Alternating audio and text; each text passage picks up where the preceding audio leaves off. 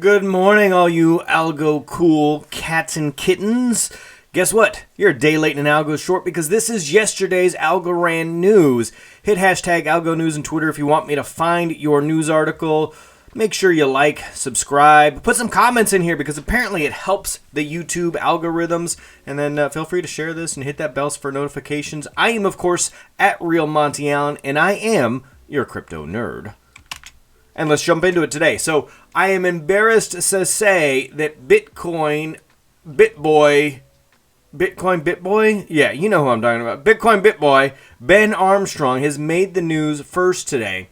And, I don't know, Bitboy, he's either, way too early full of, bogus info or way too late. You know, there's no happy medium for me when I watch him. But I do still watch him. And I don't know if that's good or bad. His content is relatively well done, especially I like his studio work. His on the move car videos. Not so much. They seem to be a little more just rogue. But in any case, he's talking here about how Algorand in El Salvador might be the saving grace.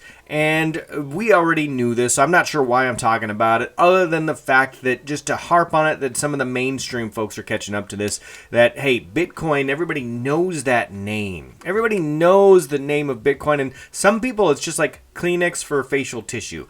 All they know, they just think all cryptocurrencies are Bitcoin. The Bitcoins. And there's just a lack of understanding there. So if a lot of folks, they want the Bitcoin name for the PR, and so it gets hits. Even me. So crypto nerds, sometimes I'll put Bitcoin in the title of my YouTube video, and guess what? Those YouTube videos get 2,000 plus views, and if I put Algorand in the video title, I get 800. And the difference is astounding, and it's because of the name recognition, I think. So in any case, people want the name Bitcoin, but they want it to actually do what Algorand does. That was my point of going over this, which to me just means, hey, eventually they're going to realize, hey, this other thing over here is actually what we want. It actually moves quick, doesn't cost us a whole lot of money. It's actually secure. It's not going to break down on the side of the road.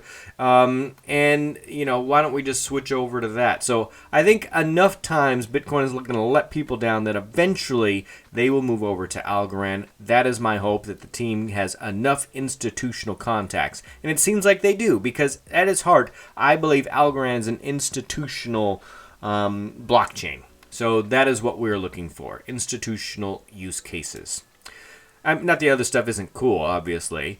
Here's a cool little project that Algo Batman found, a.k.a. Governor Wayne. I think he changed his name. Governor, did you change your name lately in honor of governance? That happened 2 or 3 weeks ago. I think I'm just late to the party. In any case, he found this cool little project, Ludus DeFi. And I went and checked out their Twitter. They only got 7 followers. Here, I'll give you a follow. No, I'm already following. I followed you earlier. All right, so I am one of your 7 followers, so there you go. Crypto Nerds following you. And these folks just want to have fun. They got a cool idea here as far as, a DeFi community. So it's a DeFi project being built on Algorand to promote all new DeFi projects on blockchains through gaming. But really, what they want to do is they want to play Rocket League.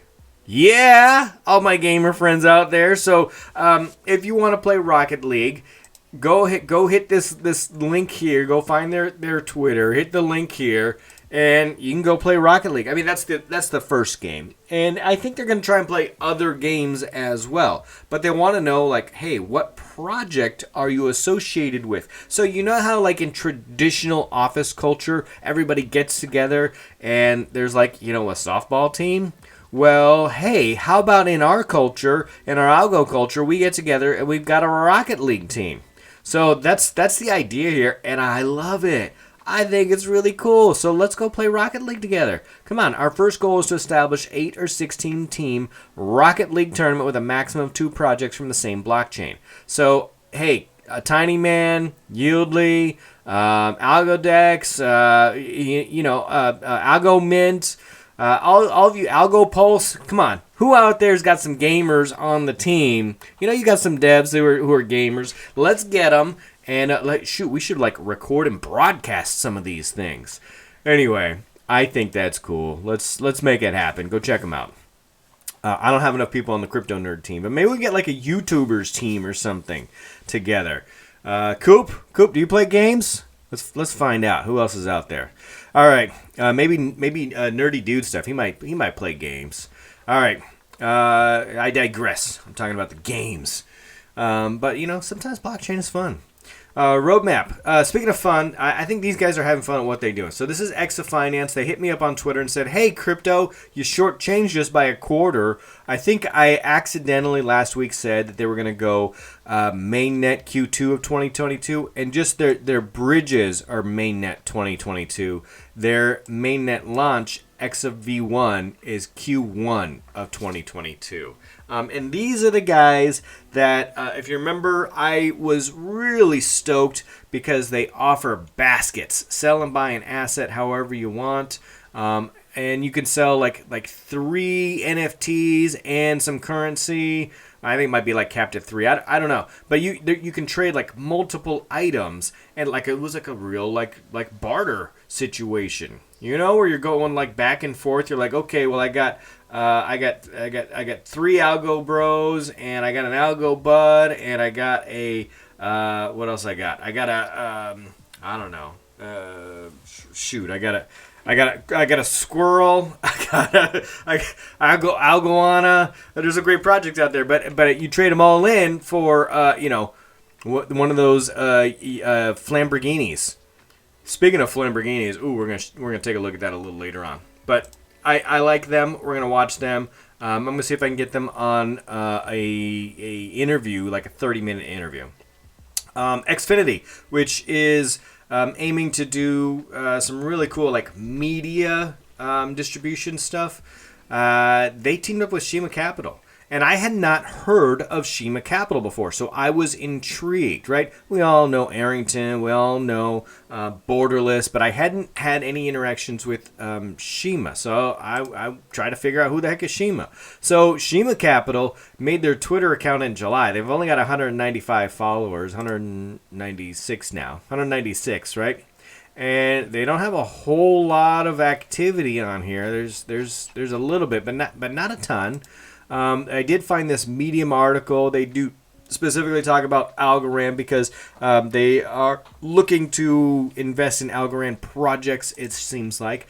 Their website also lists Algorand over here, along with a few other brands that I recognize, Anker, BitClout, and I think there's a few more. This is only like page 1 here. So in any case, they are backed by Dragonfly Capital, Digital Currency Group, and Huobi. And their pitch is, hey, we want, like, if you come to us, we want to give you the most sweat equity per dollar invested by our founders. So we want to provide the most sweat equity per dollar invested by our founders. So I think that they want to encourage folks to come to them, and they're going to help owners retain as much as they can, while also getting them some tier 1 VCs, maybe even connecting them with other top talent in the area. Looks like they are based in Northern California, Silicon Valley, and have some links with the Asian community as well. Now, I tried to find who is Shima Capital, who's behind this, and I was only able to find one person on LinkedIn. So Yida Gao is the only person I could find associated with Shima Capital, and that doesn't mean he's the only person, but it's just the only one I could find. He's a venture capitalist, Forbes 30 under 30. I don't really have a lot of information about him, and I'm always telling you, go follow the money. Well, I couldn't follow very much of this, so invitation to you to sent. Well, it's pending. We'll see what he says. But I'm interested to see, what his background is. Stanford and MIT. So he's got some connections maybe through MIT with the Algorand team. I don't know. I don't know how he got into the business really. Look, he was new venture associate, general partner, and then Divergence Digital Currency. So he's, Divergence 3.5 years ago. Anyway, we're gonna follow him. We're gonna see what happens and see if Shima's got any other interesting Algorand projects that they are working with. If they are early stage venture capitalists, so maybe they're the folks that I need to get in touch with, so I can kind of get the scoop. Right? You want crypto to get the scoop, so I'll head out there. Other interesting news. Algorand Radio. So Algorand Radio is going to go ahead and give away an online concert. And this is a fairly well-known artist. He's won some national awards. He's actually more done a lot of songwriting. But he was dabbling in the NFT music space and decided, hey, if we sold 50 of these NFTs, then he'll give an online concert. And I just think it's cool. So go check it out. He asked me to produce the actual NFT. I had never done it before, so I produced here's the K Nerd, vanity account. There are 8 of these left at this price, and then there will be 10 more available at 16 algos. So go give those a follow, and then hopefully we can get to the spot where we can have an online concert. All right, we're almost done here. But yieldlings, I would be remiss if I didn't mention the yieldlings and the impact that StitchBob has had on the community. His yieldlings hit drop number 7 and final drop, I think, sold yesterday. And really, we've got a sophisticated, buyer's market here. So the yieldling rares sold mostly. Look, between 490 was the lowest. I think this is an aftermarket sale over here. 490 up to 793 for the yielding rare. So that's a pretty wide range. But let's say there's a 300 algo range there, with the 700s being kind of on the outskirts here. Most of these fall into the 500 range. Now, yielding ultra rares definitely hovering in the 2800 algos. Look at this one is. Oh no, those are the yielding rares. Lamborghinis 3800, and the Yieldly-corn. The mythical Yieldly-corn sold for 6,422 algos. Now, I don't know. StitchBob said he might transfer a bunch of this to Coinbase yesterday. I don't know if he made the move before we went red. I hope that he did, so he was able to cash out and donate. At the time, it was 22. I don't know if it was 22,000 US, but a significant amount was going to a just cause. If I remember correctly, it was some type of an animal shelter or something for the animals. So StitchBob was very public about donating a significant amount of funds that he was able to raise through the yieldlings. And I think that the yieldlings really just kind of raised the visibility for a lot of folks in the NFT space. It was one of the first NFTs that I was interested in, and saw a little bit of hype about on the Algorand blockchain.